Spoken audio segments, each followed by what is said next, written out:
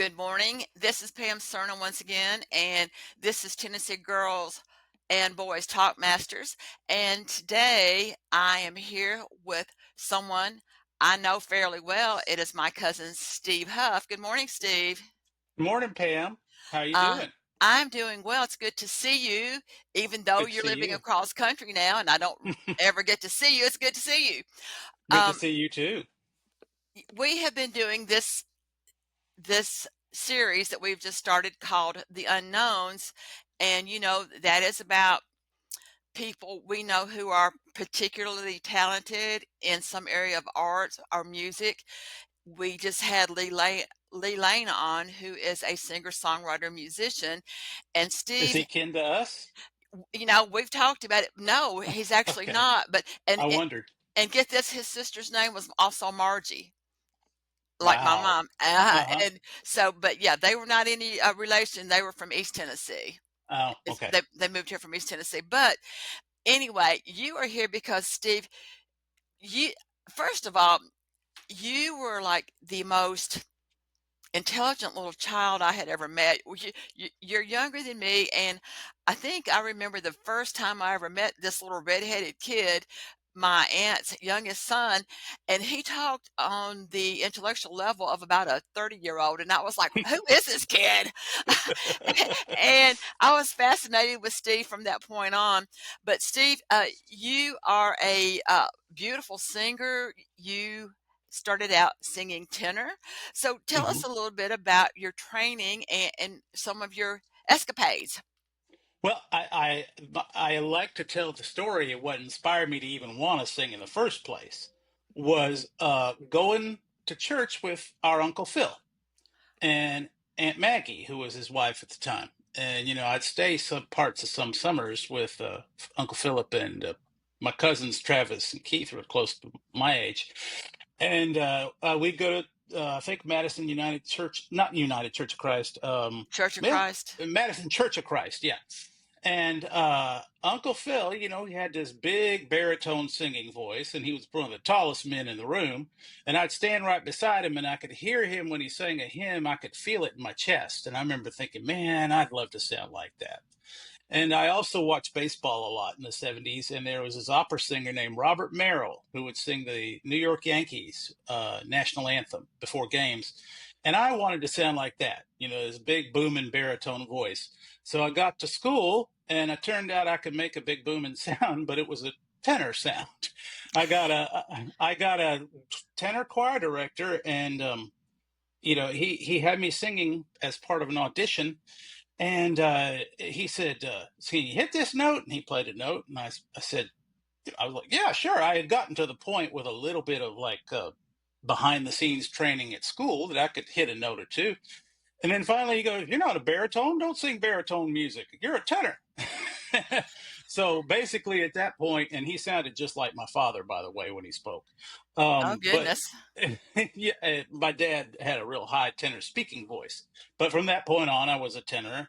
Um, he and his wife offered to teach me voice lessons if I would sing as sort of his backup tenor soloist in his church choir. And he had like four soloists: soprano, alto, tenor, bass that he paid, and his tenor. It's just a little bit of money, like, but just a kind of a pittance. But still, it was nice to get money for singing. And the tenor got sick a lot, basically, and so that's they basically I was singing for voice lessons. And so there was a cycle that went on. And by the time I was a senior in high school, I had started getting choir solos at school, and solos in theater. And they encouraged me, my voice teachers did, they knew I didn't have a very good overall grade average because it was high school and I suddenly got more interested in girls than anything else in 10th grade. Um, and, and my teachers both said, you can get into college if you audition as a singer. And because I knew there wasn't going to be another way, and mom and dad weren't going to shoulder the burden of a student loan. So I auditioned for four colleges as a tenor soloist, and I sang Italian arias in two of the auditions, and I sang an arrangement of an East Kentucky folk song in another one. And they all offered me scholarships, and basically I took the biggest one, which was to Austin P State University, and that's where I started studying opera. And it was one of these things where it's at first it's a strong curiosity, and then you find out that your curiosity means it sort of feeds something in your soul, partly. I had no musical training outside of school, like just what little you get in elementary, middle, high school, what I volunteered for.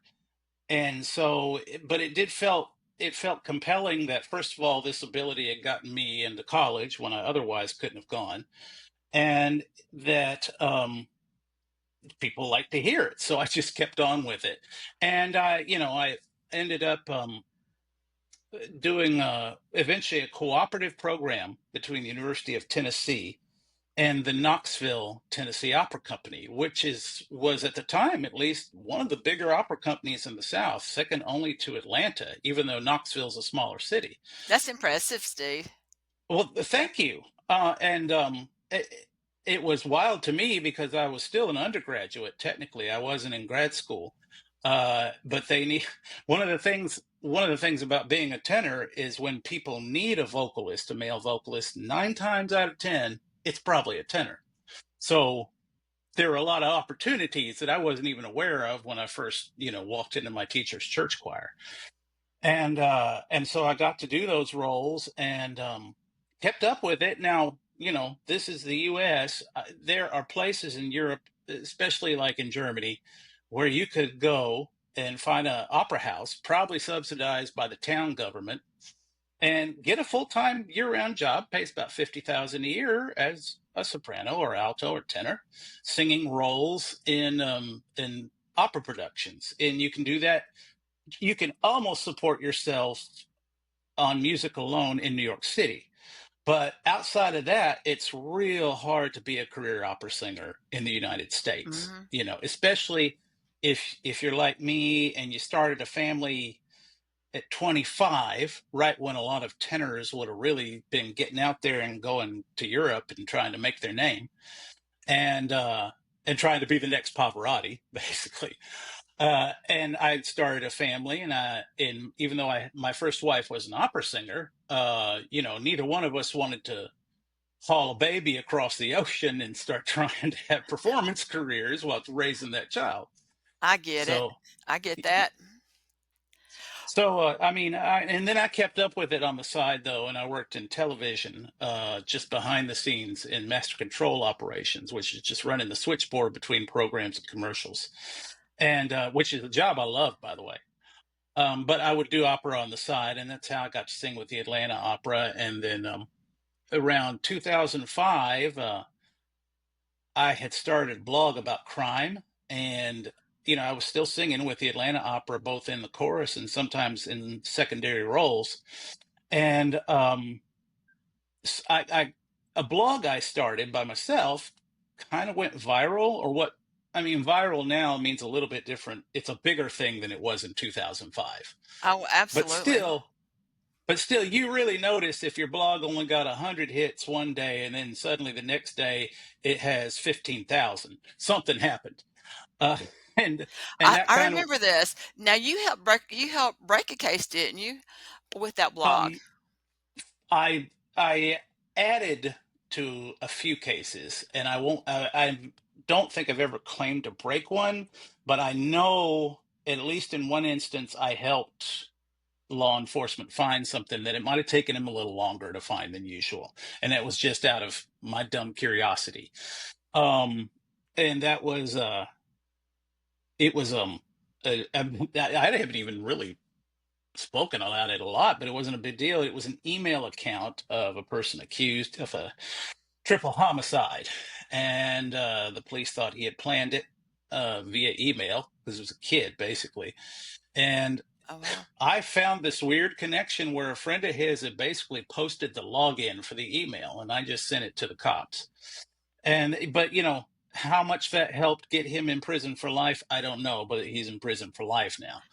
I never had to testify in that case, so that was a, that was a good thing. Um, yeah, well, absolutely. I don't know if you knew this or not. that mom had to testify in a murder case.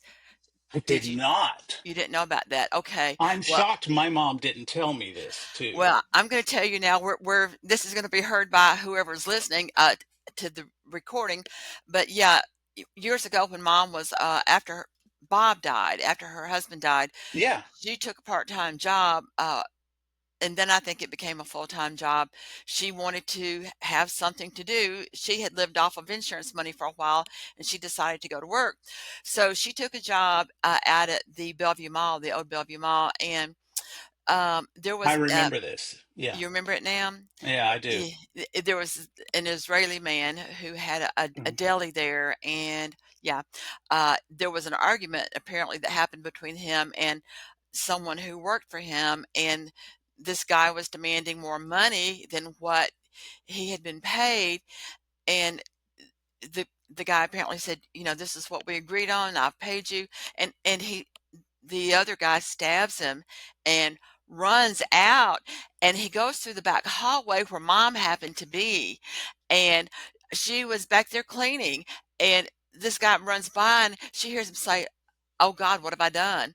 And he puts his hand on the wall as he turns the corner. She thought it was dirt. Her boss said, what is that on the wall? He said, get that off of there. So she wiped the blood off. But so that, yeah, that happened. But when she found out what happened, that this person had been murdered, she was called to testify. So yeah. Wow, that I did not know that story, and I know my mother knew it, and I kind of got the end to write about true crime from my mom, and I never could remember if Aunt Margie had the same sort of like if she read those true detective magazines, but Mama did, I don't think and mom did actually read them. I don't think I she did. kind of wondered because it always felt like it was something that was peculiar to my mom because my dad wasn't even comfortable with those stories, but I got my interest in true crime from mom having books like Helter Skelter sitting around, Oh you goodness. know, So Aunt and Levine was into that, huh? she was, and she was so silly because she would say things to me. I was like 11 at the time, like, "Now, don't you read that? It's going to give you nightmares." And of course, what's the first thing a kid's going to do? He's Have a going to pick it. nightmare. I'm going to pick it up and see why I might get nightmares out of this. Now, Steve, to jump around a little bit, you have also done some ghostwriting for I've done some some. ghostwriting. The ghostwriting I tell you about is it's it's technically ghostwriting. My name's on it.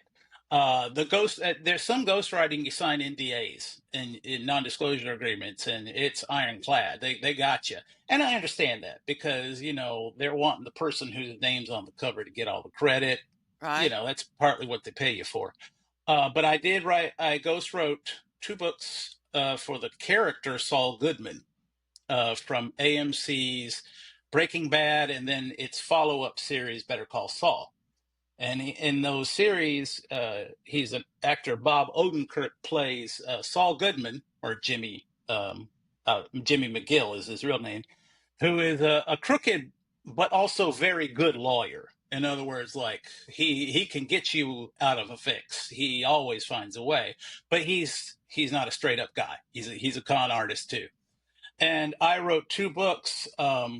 One on how to handle basically everyday minor interactions with police, but I wrote it in the style of the character. And that was done in collaboration partly with the writing staff from the show. And, but I got to put my name on them on both books. The second book was How to Disappear from Society, which is Oh, I need almost to read impossible. that one. I will tell you, I had a heck of a lot of fun researching it. That was just a ball. I mean, I found out the strangest things. It's almost impossible to do now, but I had to write it as if it was possible to do. And that was his guide to that because also in the show, his lawyer character eventually has to disappear from society. He He goes has off the to, grid. Yep. yeah. And so I wrote it from that angle, and they credited those as told to Steve Huff. So that's the kind of ghostwriting, any ghostwriter will say, I don't mind talking about that because, yeah, that part of the deal was they were paying me what amounts in New York publishing to a beginner wage, which was still enough to buy a RAV4. Uh, and they wanted to be sure, you know, that I got the credit if it was really bad. Ah, reverse psychology. That's kind of what I think anyway. Oh my goodness.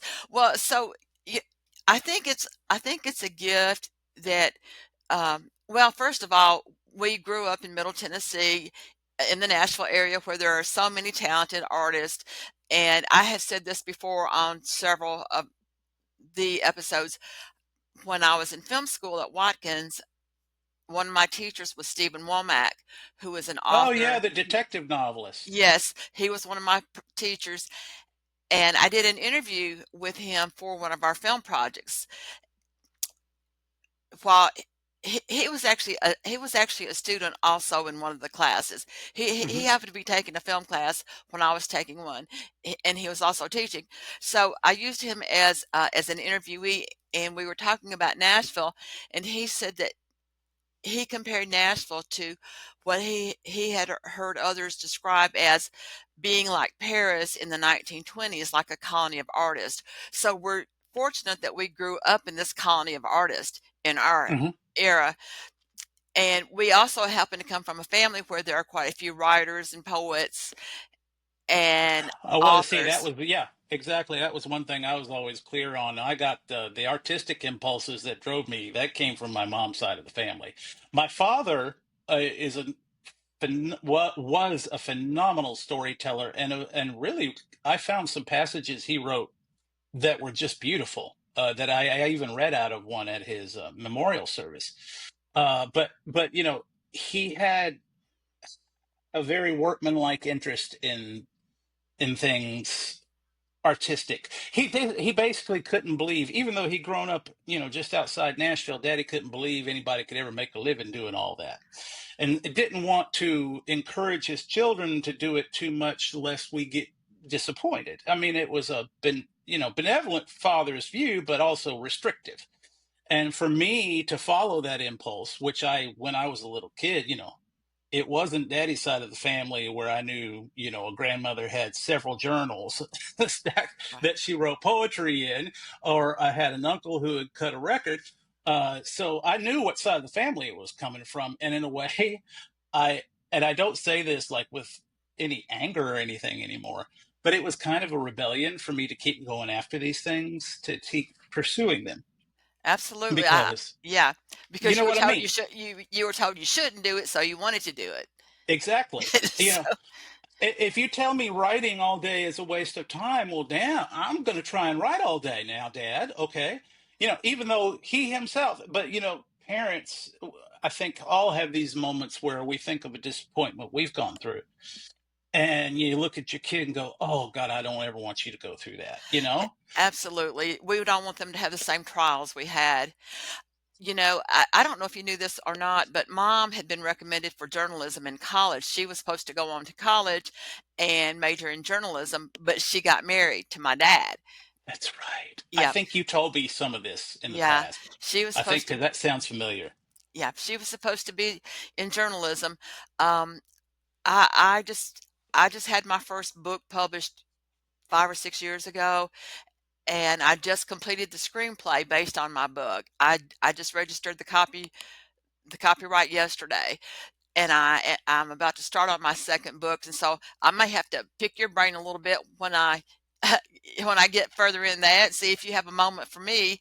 But Sure. Steve, you are so multi-talented that now we're going to play music after the interview is over. We're going to play one of your pieces that you have auditioned for, or a role that you were in.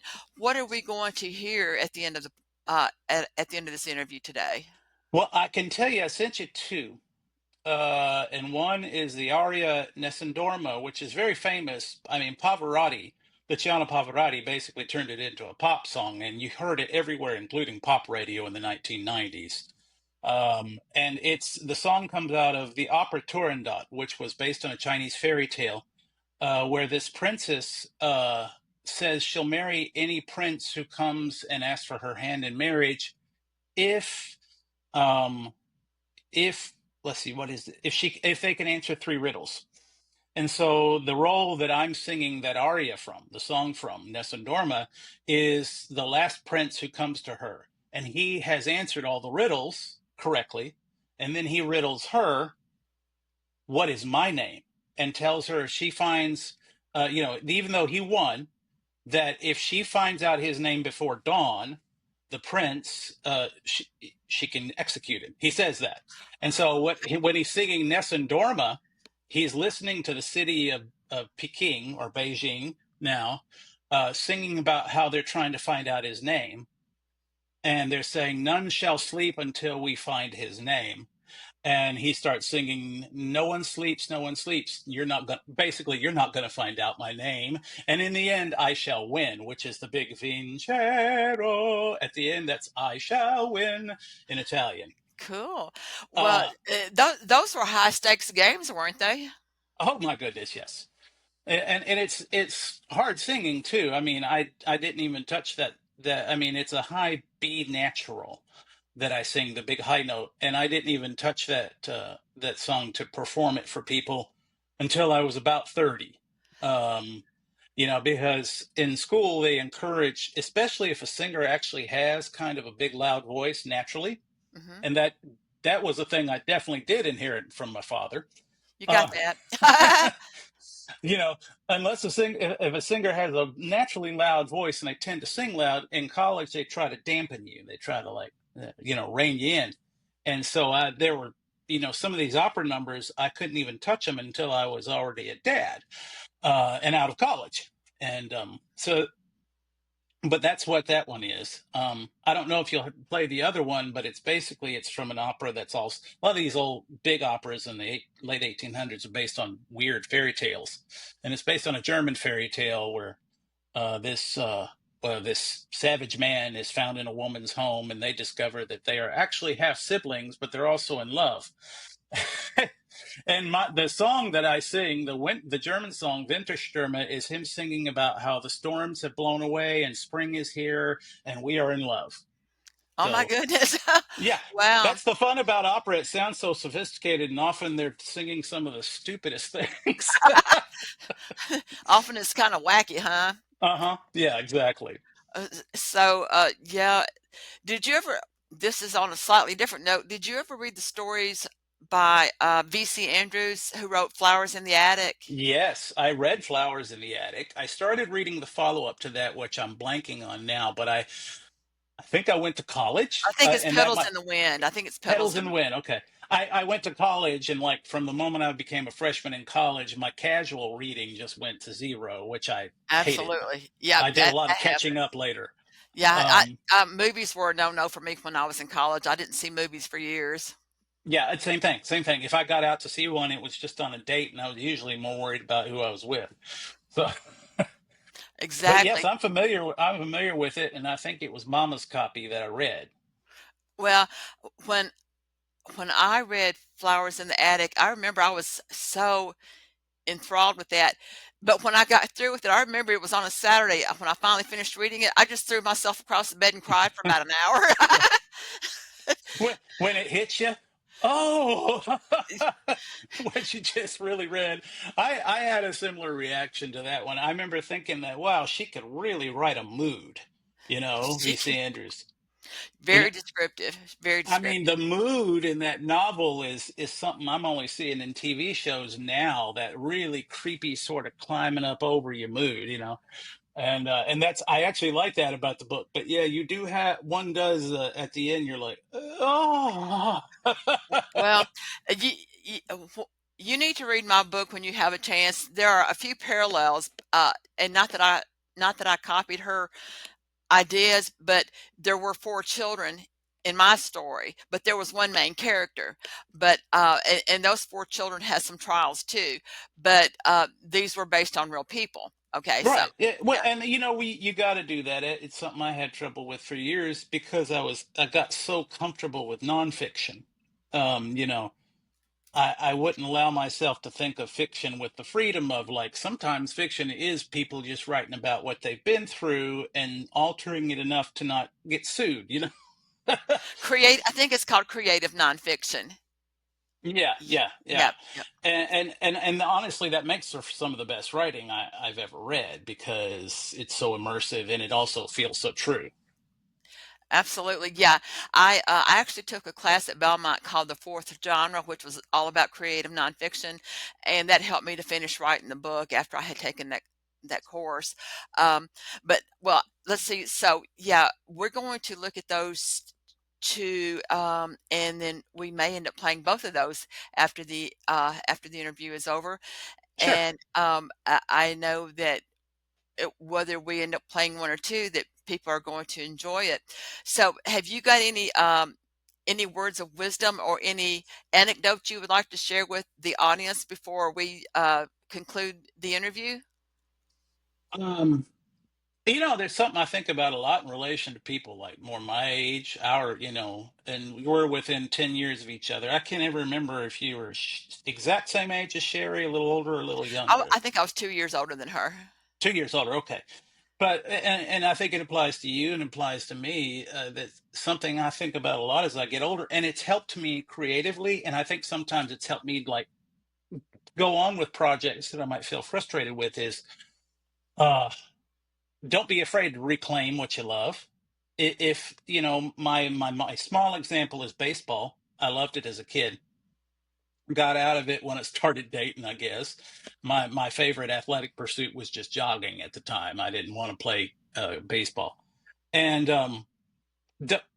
we moved to when my wife and I moved to Massachusetts. I just kind of out of curiosity started watching professional baseball again, and man, I really got into it. And Yay!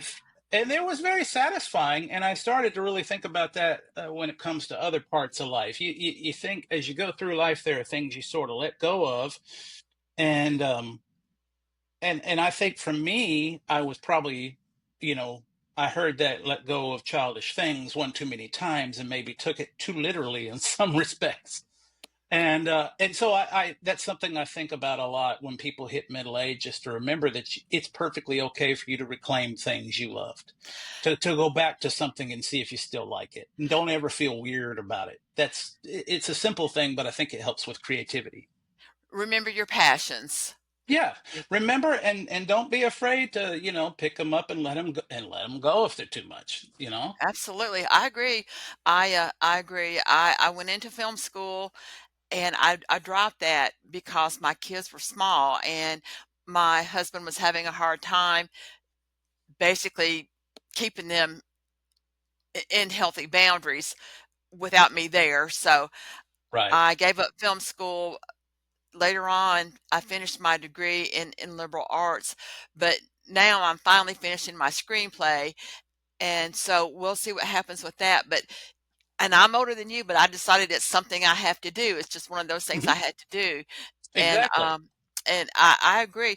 Well, because this has been really wonderful. I appreciate you being here. And do me a favor, when we're through, don't hang up yet because we have to upload this when we're through talking, okay? Okay. All right. Everyone, this is Pam and Steve. saying Uh, thank you very much for dropping in. Talk to you later.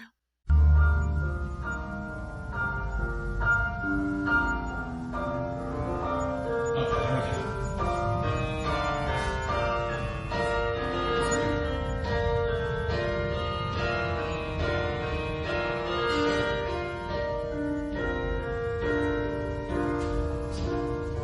Winterschimmer wischen dem Wohnemond, im milden Lichte leuchtet der Lenz, auf Linden Lüften leicht und lieblich von der Wind her sich wiegt, durch Wald und Auen weht sein Atem, weit geöffnet lag sein Aug. Aus Silberwölklein sang süße Tönt, volle Düfte haucht aus, seinen warmen Noten blühen wonnige Blumen, fein und sprossen springt seiner Kraft. Mit zarter Waffen zwingt die Welt, Wind und Sturm wischen der starken Wehr, von